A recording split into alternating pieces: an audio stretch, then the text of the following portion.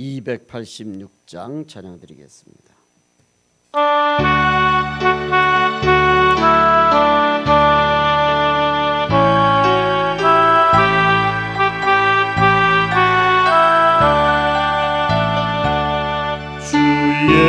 예수님 내 맘에 오사 날 붙들어 주시고 내 마음에 새 힘을 주사 늘 기쁘게 하소서. 사랑의 주 사랑의 주 내 마음속에 찾아오사 내 모든 죄 사하시고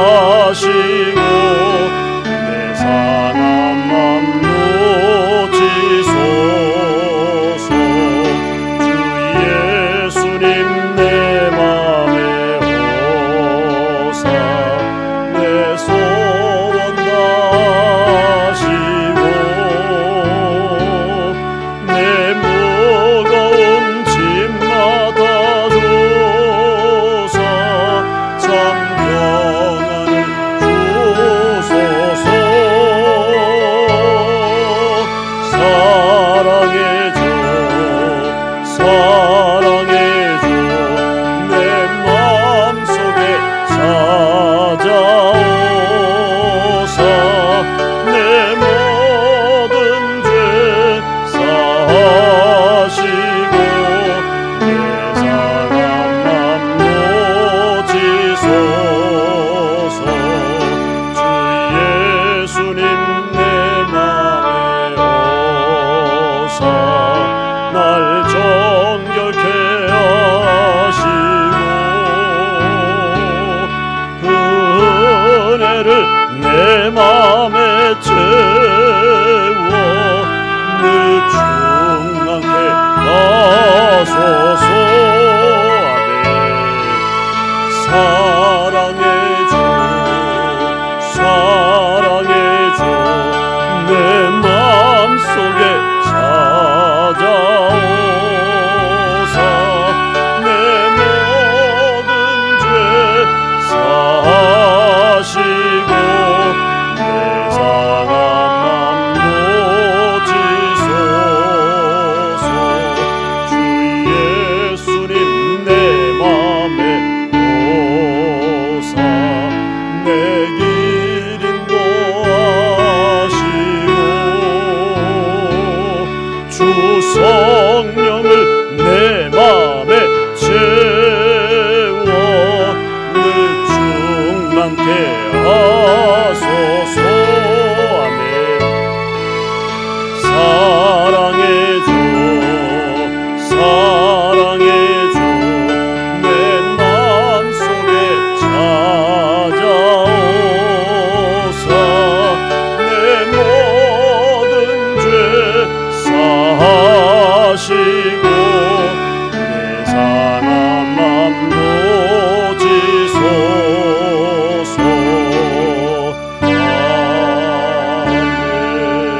아멘.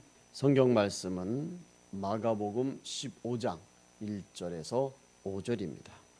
새벽에 대제사장들이 즉시 장로들과 서기관들 곧 온 공회와 더불어 의논하고 예수를 결박하여 끌고 가서 빌라도에게 넘겨주니 빌라도가 묻되 네가 유대인의 왕이냐? 예수께서 대답하여 이르시되 내 말이 옳도다 하시매 대제사장들이 여러 가지로 고발하는지라. 빌라도가 또 물어 이르되 아무 대답도 없느냐? 그들이 얼마나 많은 것으로 너를 고발하는가 보라 하되 예수께서 다시 아무 말씀으로도 대답하지 아니하시니 빌라도가 놀랍게 여기더라. 아멘. 빌라도도 놀란 예수님의 모습은 이란 제목으로 함께 은혜를 나누겠습니다. 사진을 우리가 한 장 먼저 보시겠습니다.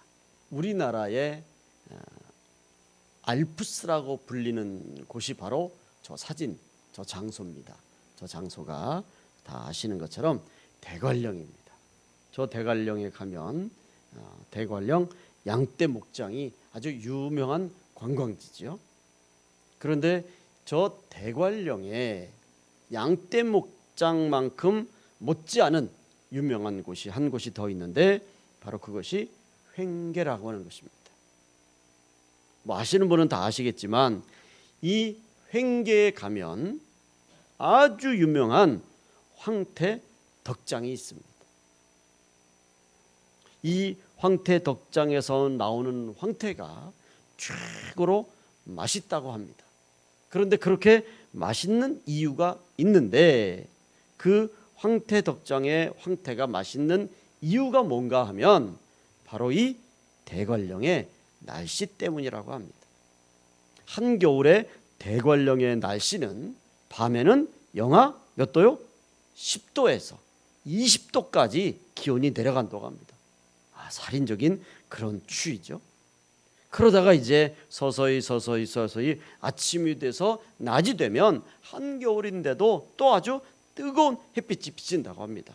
이렇게 영하 20도까지 내려갔다가 다시 뜨거운 햇빛이 비치면서 그 황태 덕장에 있던 황태가 매일매일 얼었다가 녹았다가 얼었다가 녹았다가 그렇게 하기를 봄까지 반복한다고 합니다.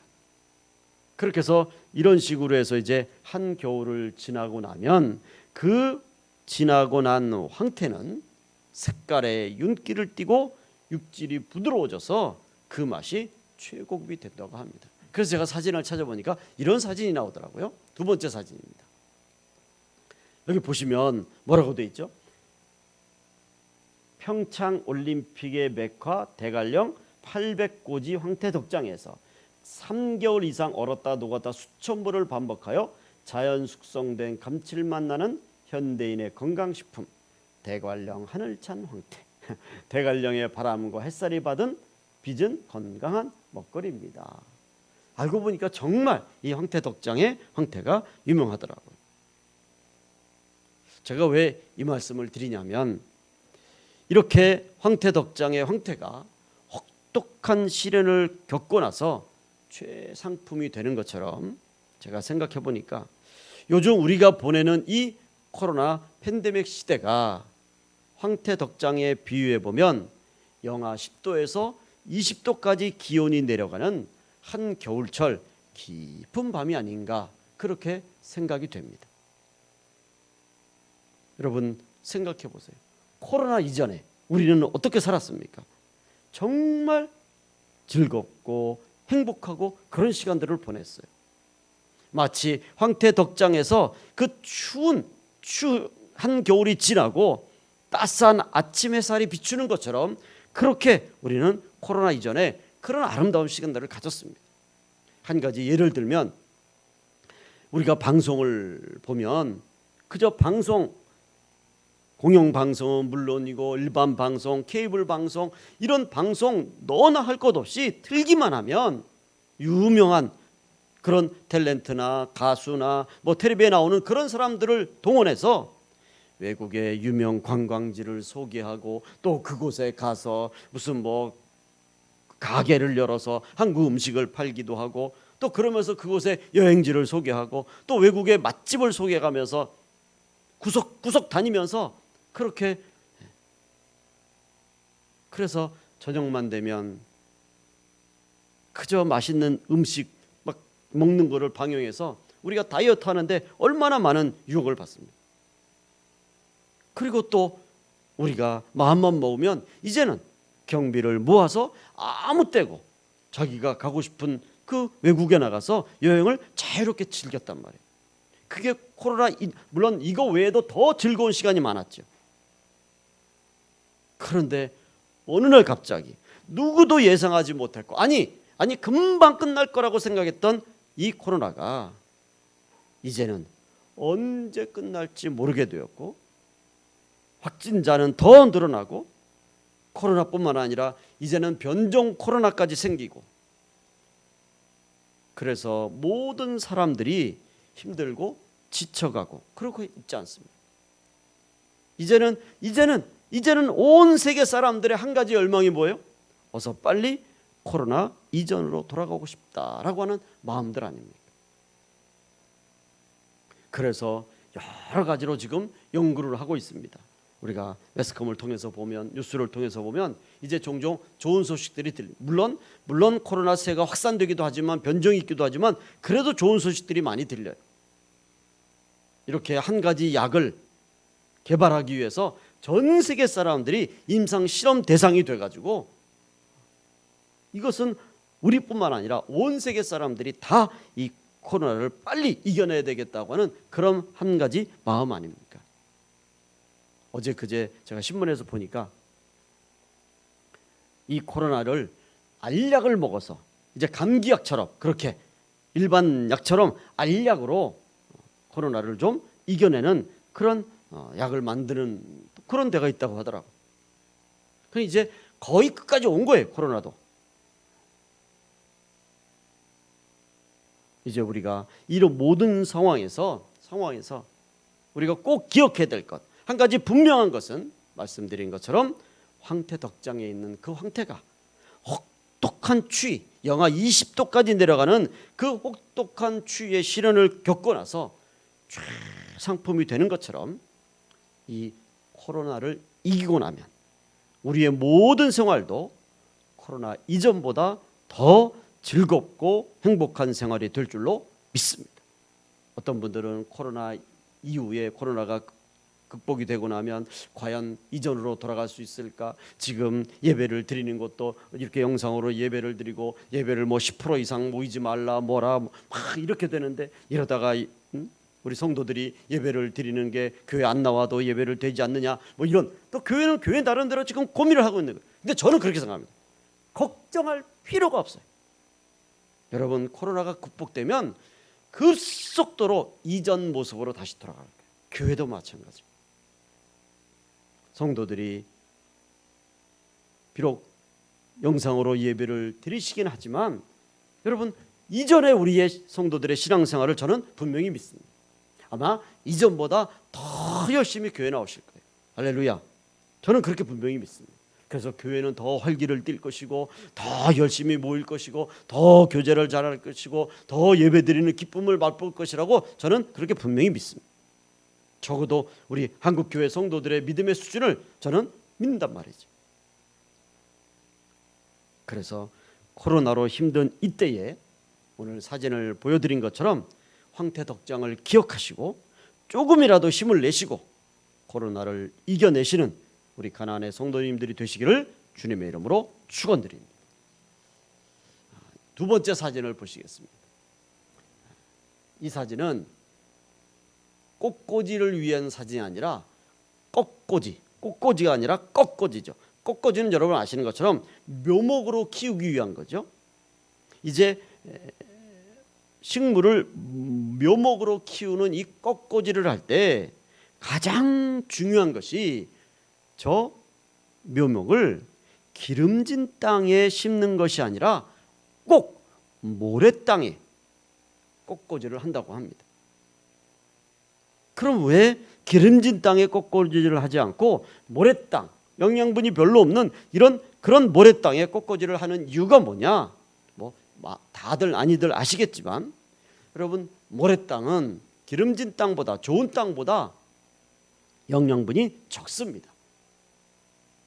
그래서 이 꺾꽂이가 된 이 묘목들이 영양분이 적은 그런 저 모래땅에 심기우게 되면 어떤 분들은 그렇게 비유하더라고요. 마치 우리 교회에서 말하는 식물이 단기적으로 금식 상태에 된다고 그래요. 그래서 이제 영양분을 섭취해야 되는데 영양분이 없으니까 단기적 금식이 된단 말이죠.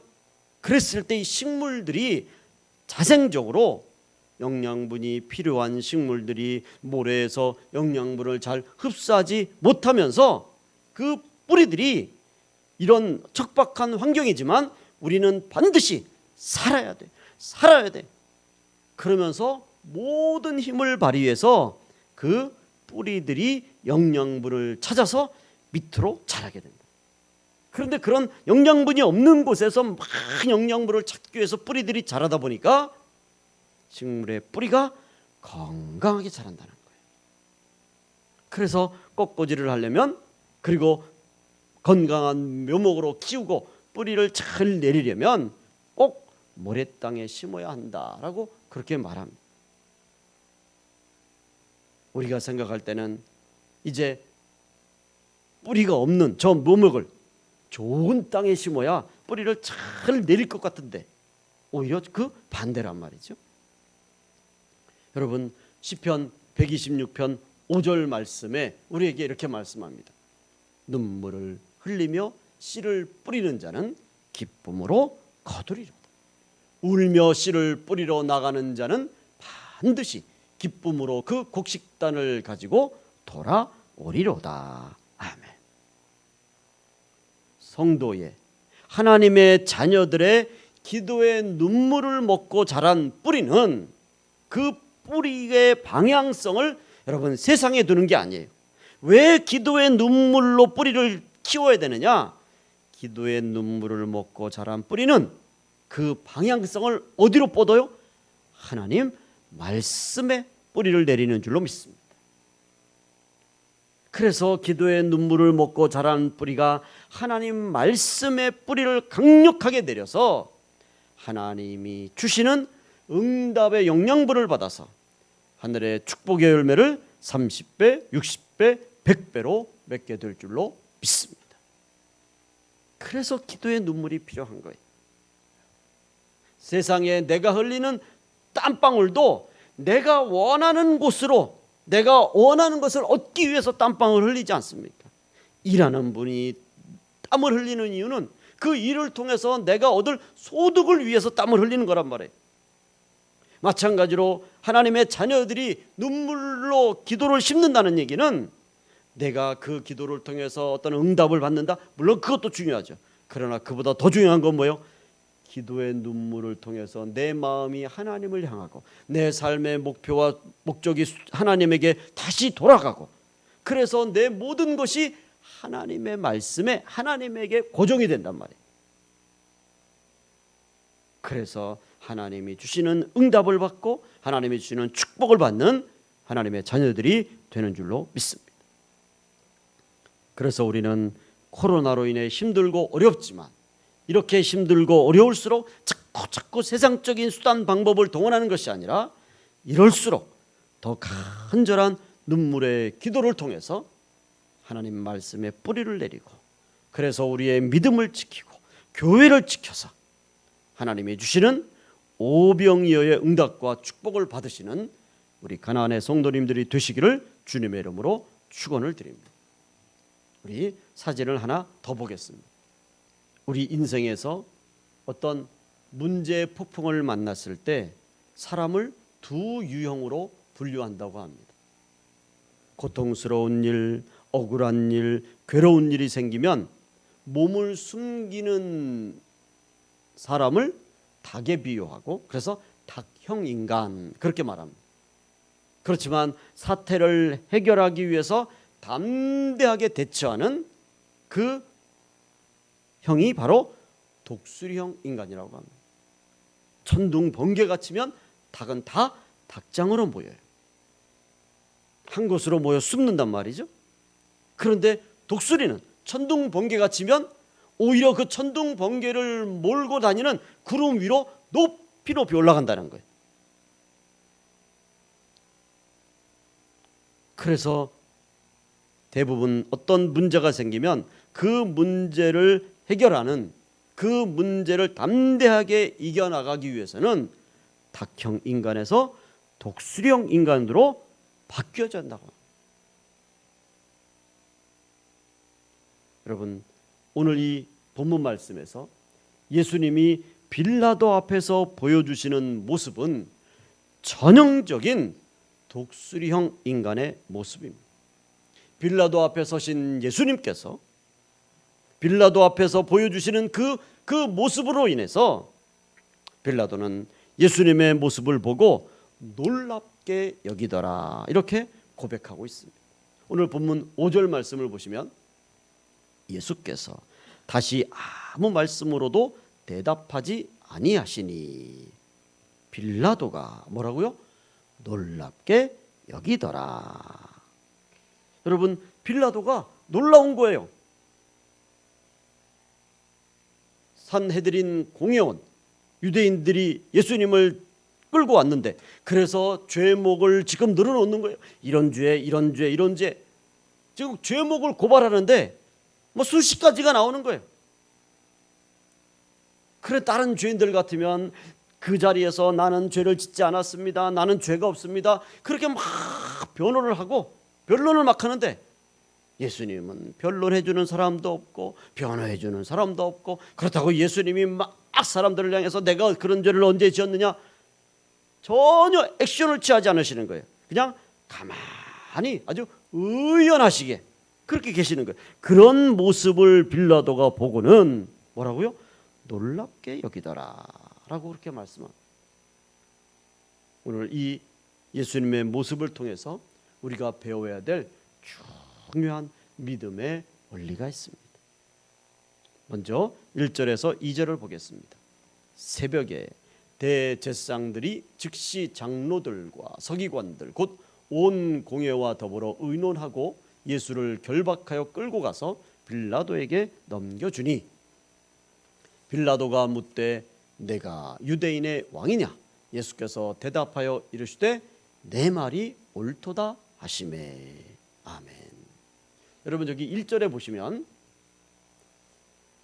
대제사장들이 즉시 장로들과 서기관들과 곧 온 공회와 이렇게 돼 있죠.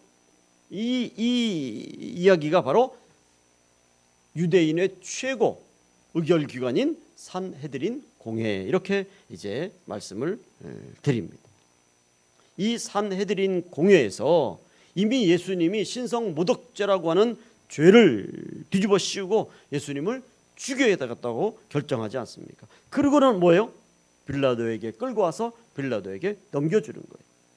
그리고는 말씀드린 것처럼 많은 죄목을 열거하는 거죠. 그런데 문제는 이 예수님이 빌라도에게 끌려오시기 전에 이미 산헤드린 공회에서 이 사람들에게 매수당한 그런 가짜 증인들이 예수님에게 온갖 죄를 뒤집어 씌우고, 뿐만 아니라 우리가 말씀을 통해서 보면 예수님을 희롱하고 조롱하고 그렇게 온갖 치욕적인 일들을 예수님에게 행하지 않습니까? 그리고는 이제 빌라도의 법정으로 넘겨서 예수님을 죽이려고 합니다.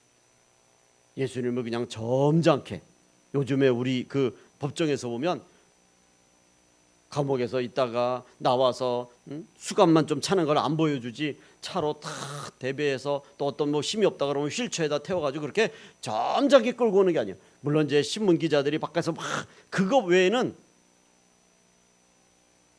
그런데 이미 예수님은 빌라도에게 끌려오기 전에 온갖 심신이 지금 다 지쳐 있는 상태예요. 사람들이 조롱하고 때리고 핍박하고. 그런 예수님이 빌라도 법정 앞에 서신 거란 말이죠. 그리고는 빌라도와 그 로마 사람들이 모여 있는 곳에서 뭐 여기저기서 또 똑같이 막 예수님을 죽여라고 이런 죄 저런 죄라고 막 지금 소란을 피는 거예요. 여러분 생각해 보세요. 우리가 그때 당시의 모습을 한번 상상을 해보면 그 자리에 모인 어느 누구도 예수님이 하나님의 아들이시고 구약에 예언되신 구세주시고 메시아신 그 예수님이라고 하는 걸 믿지 않았어요.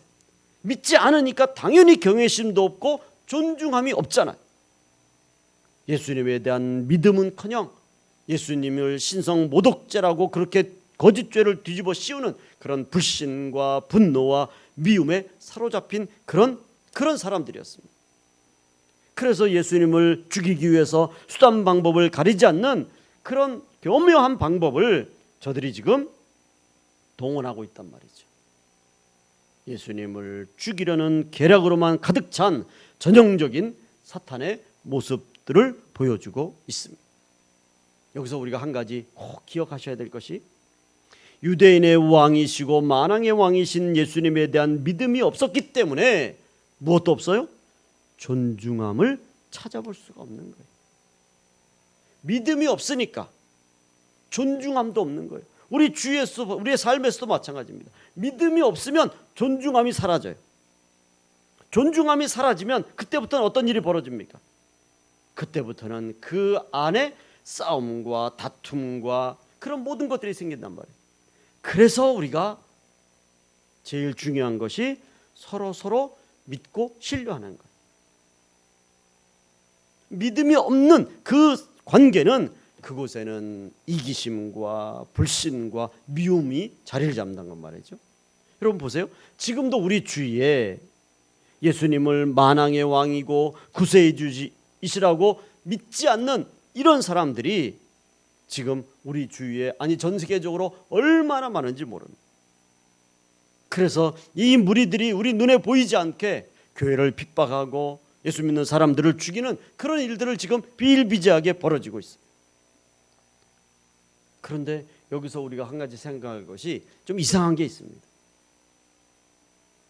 예수님을 믿는 믿음이 없는 이 불신자들의 특징이 하나 있는데, 그 특징이 뭐냐면 교회로부터 어떤 피해를 받은 경우가 없는 사람들, 그런 사람들도 희한하게 교회를 핍박하고 무너뜨리기 위해서 교회를 험담하는데 아주 열을 낸다는 거예요. 참 희한해요.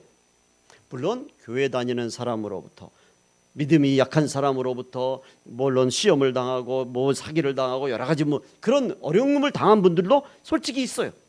그렇다고 교회가 직접적으로 그분들에게 해를 입힌 건 아니잖아요. 그런데도 이 불신자들의 특징 중에 하나가 뭐냐면 교회만 생각하면 막 그냥 핍박하고 뭐, 그런데 아주 앞장서는 사람들이 얼마나, 그래서 나중에 물어보면 교회가 당신에게 어떤 해를 입혔습니까? 아무것도 없어. 그러니까 기분 나쁘다는 거야. 교회가 그러면 안 된다는 거야. 교회가 당신 가족에게 무슨 해를 입혔습니까? 아무것도 해를 입힌 게 없어요. 교회가 당신 무슨 뭐 살아가는데 어떤 문제를 일으켰습니까? 아무것도 없어요. 물론 해를 받은 경우도 없잖아요. 있겠죠. 그런데 대부분의 사람들은 해를 입은 게 없어. 뭐예요? 기분 나쁜 거예요. 그래서 교회를 핍박하고 교회에 온갖 모략을 하고, 여러분 우리가 분명히 아셔야 될 것은 예수님께서 감히 하나님의 아들이시고 만왕의 왕이신 예수님을 이 빌라도의 법정까지 세운 저들의 악한 죄를 그 빌라도와 로마 사람들이 모인 자리에서 엄정히 물으시고 그 자리를 다 흐트러뜨릴 수도 있어요. 그 자리를 피하실 수도 있어요. 유대인의 잘못 중에 하나가 무엇입니까? 예수님을 세워서는 안 될 자리에 세운 거예요. 자기네들끼리는 뭐 율법을 가지고 이렇게 따졌다 쳐도 그걸 가지고 로마 법정까지 가서는 안 돼. 그건 마지노선을 넘은 거예요. 그거는. 그래서 예수님이 너희가 나를 감히 이런 자리로 끌고 오느냐. 그래서 예수님께서 이 모든 것들을 다 한순간에 다 없앨 수도 있단 말이죠. 그리고 예수님이 그것을 피하실 수 있습니다. 그렇지만 오늘 본문에서 보여주는 예수님의 모습은 빌라도의 법정에 서시기까지 예수님은 피하지 않으셨습니다. 겁내지도 않으셨고 오히려 당당한 모습으로 이 모든 것을 바라보시고 그것을 이겨내시는 거예요. 그 모습을 바라본 빌라도가 이상히 여기는 거예요. 놀랍게 여기는 거예요. 한 번의 재판정도 아니고 두 번의 재판정에 서면서 어떤 사람들은 빌라도 재판정에 서기만 하면 막 벌벌벌 떨면서 말도 제대로 못하는데 예수님의 모습에서는 그 어떤 두려움조차도 찾아볼 수가 없었던 거예요. 여러분, 우리는 이런 예수님의 모습에서 유대인의 왕이시며 만왕의 왕으로서 예수님 자신이 존중받는 것보다 더 예수님께서 우선적으로 생각하는 것, 이 모든 것들을 다 감내하시고 이겨내시는 것, 그런 가장 소중한 이유가 무엇입니까? 그것은 바로 우리를 구원하시기 위한 십자가의 사명을 감당하는 것을 예수님이 가장 소중하게 여기셨기 때문인 줄로 믿습니다. 십자가의 사명을 감당하는 것, 이것이 예수님에게 있어서 가장 귀중한 것이기에 예수님은 빌라도의 법정에 서시는 것까지 모든 것을 참으시고 견디시고 이겨내시는 마치 독수리와 같은 당당한 모습을 보여주신 줄로 믿습니다. 우리가 신앙생활하면서 오늘 말씀을 통해서 꼭 기억해야 될 것은 예수님에게 있어서 사명감이란 뭐냐? 예수님에게서 지금 사명이란 어떤 의미냐? 그 사명이 예수님에게 어떤 고난을 가져다주고 어려움을 가져다주고 그렇다고 해서 그것 때문에 물러가거나 피하거나 도망가거나 그런 믿음이 아니라 예수님에게 있어서 우리의 죄를 위해 십자가에 죽으시는 이 사명은 어떤 어려움 앞에서도 오히려 도전하고 물리치고 반드시 이루어야 되는 절대적인 책임감이고 믿음을 행함으로 보여주신 최고의 믿음의 모습인 줄로 믿습니다. 여러분, 사명감을 오늘 우리가 하나님의 자녀로서 이 세상에 살아간다는 것, 이것 자체가 사명감을 가지고 살아가는 거예요. 하나님의 자녀로서 이 세상을 살아가는데 쉬운 게 아니에요. 우리가 빌라도의 법정에 꼭 서지 않는다고 쳐도 우리는 늘 사실은 세상의 사람들의 그 보이지 않는 법정에 서 있는 거나 마찬가지. 우리가 예수 믿는 사람이다, 교회 다니는 사람이다, 이것이 신분이 노출되는 순간 세상 사람들은 그때부터 세상의 잣대를 가지고 우리를 판단합니다. 예수 믿는 사람이 왜 저래? 예수 믿는 사람이 저렇게 살면 어떻게? 예수 믿는 사람이 저렇게 사실은 우리가 법정에 서지만 않았었지 안 믿는 사람들의 그 눈 속에 있는, 저들의 마음 속에 있는 그 시각으로 우리가 이미 판단받고 살고 있는 거예요. 우리가 교회에서 어떤 직분을 맡았다, 그것만이 사명감이 아니란 말이죠. 무슨 장로만이 사명감이 있고 목사만이 사명감이 있고 권사님만이 사명감이 있는 것입니다. 물론 그런 사명감도 있지만 하나님의 자녀라고 하는 이 믿음의 삶의 발을 들여놓은 이상 그때부터는 우리는 뭐예요? 하나님의 자녀로서의 삶의 사명감이 있는 거라. 이 사명감을, 하나님의 자녀로서의 이 믿음의 모습을 오늘 우리는 예수님의 모습에서 우리가 교훈받고 본받아야 될 줄로 믿습니다. 예수님은 우리를 구원하시기 위한 하나님의 그 아들로서의 또한 동시에 인류의 죄를 대속하는 대속물로서 빌라도의 법정 앞에 서는 그 모욕까지도 참고 이겨내시는 독수리 같은 예수님이신 줄로 믿습니다. 그래서 야고보서 2장 14절 이하의 말씀에 우리 다 같이 읽겠습니다. 내 형제들아, 만일 사람이 믿음이 있노라 하고 행함이 없으면 무슨 유익이 있으리요? 그 믿음이 능히 자기를 구원하겠느냐? 이와 같이 행함이 없는 믿음은 그 자체가 죽은 것이라. 영혼 없는 몸이 죽은 것 같이 행함이 없는 믿음은 죽은 것이니라. 아멘. 하나님의 자녀라고 하면서, 내가 교회 다니는 사람이라고 하면서, 내가 그리스도인이요 성도라고 하면서 우리에게는 하나님의 자녀로서의 행함이 있는 믿음도 함께 따라야 된다는 거예요. 꼭 교회에 나와서 직분을 받고 그래야만 그 직분대로만 사는 것이 사명 감당하는 게 아니란 말이죠. 하나님의 자녀로서 우리가 세상 속에 살아가는 이 사명감이야말로 교회의 직분은 사명감보다 더 소중한 거예요. 그래서 하나님의 자녀들로서 세상 가운데 살아가면서 하나님의 자녀답게 살아가는 이 사명감, 이 사명감을 여러분, 비록 코로나로 인해서 힘들고 어렵지만 절대로 잃어버리지 않는 우리 가난의 성도들이 되시기를 주님의 이름으로 부탁을 드립니다. 모든 사람들이 지금 우리가 살고 있는 이 시대를 코로나 팬데믹 시대라고 합니다.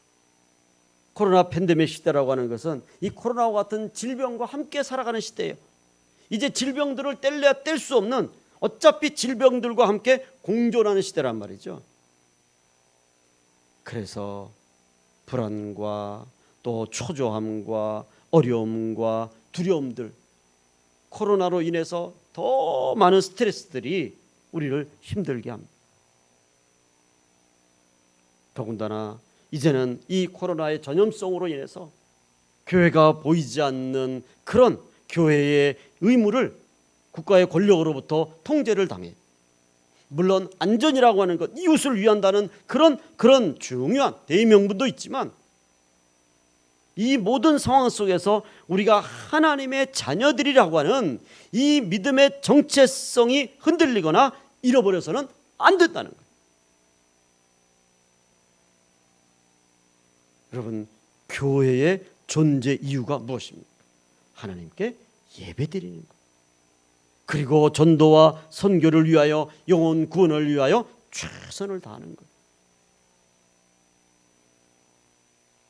그래서 성도는 교회에 모여서 예배드리고 또한 영혼 구원을 위해서 기도하고 또 이를 위해서 함께 수고하고 애쓰는 거란 말이죠. 그런데 이 모든 것들이 지금 다 어렵고 심지어는 이제 국가기관의 통제를 받게 생겼어요.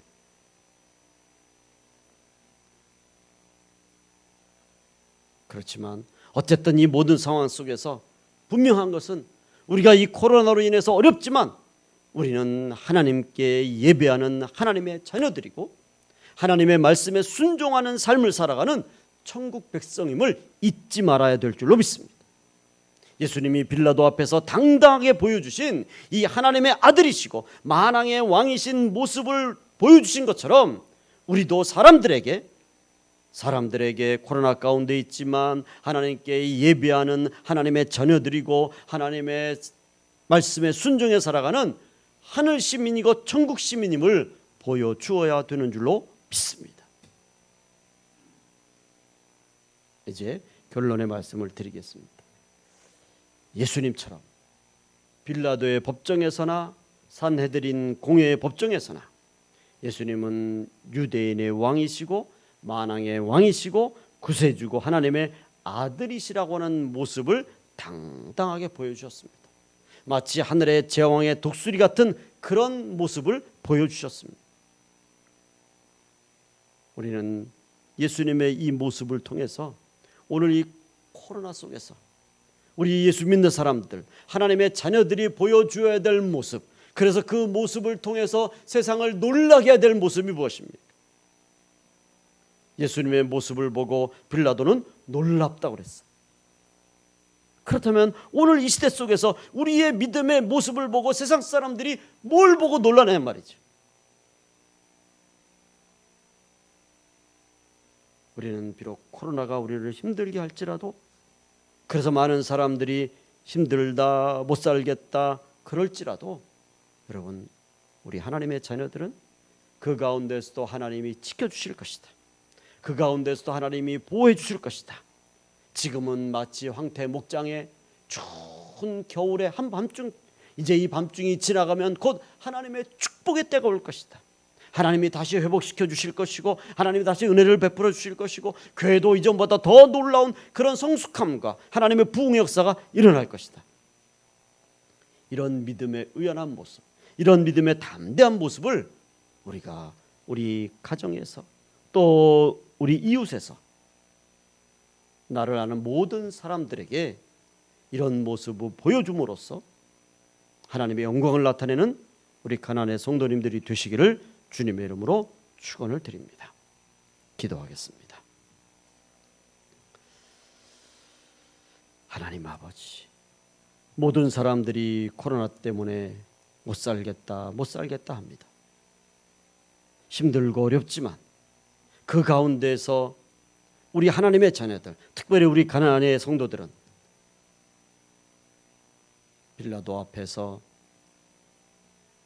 당당하신 예수님의 모습처럼 모든 사람들 앞에서 하나님이 축복하시고 하나님이 다시 회복시켜 주시고 하나님이 지켜주시고 하나님이 함께해 주시고 임마누엘로 우리와 늘 동행하시고 성령으로 함께 하심을 우리가 믿음으로 보여주는 하나님의 거룩한 자녀들, 천국 백성들이 다 되게 하여 주시옵소서. 예수님의 이름으로 기도 올리옵나이다. 아멘. 이제는 우리 주 예수 그리스도의 은혜와 하나님 아버지의 무한하신 사랑하심과 성령님의 충만하시고 보호하시고 지켜주시는 은혜가 이 한 주간도 나와 함께 하실 것이라고 믿고 모든 사람들 앞에서 하나님의 자녀로서 행함이 있는 믿음을 보이는 우리 가나안의 모든 성도들 발걸음 위에 이제로부터 영원토록 함께 하시기를 간절히 축원하옵나이다. 아멘.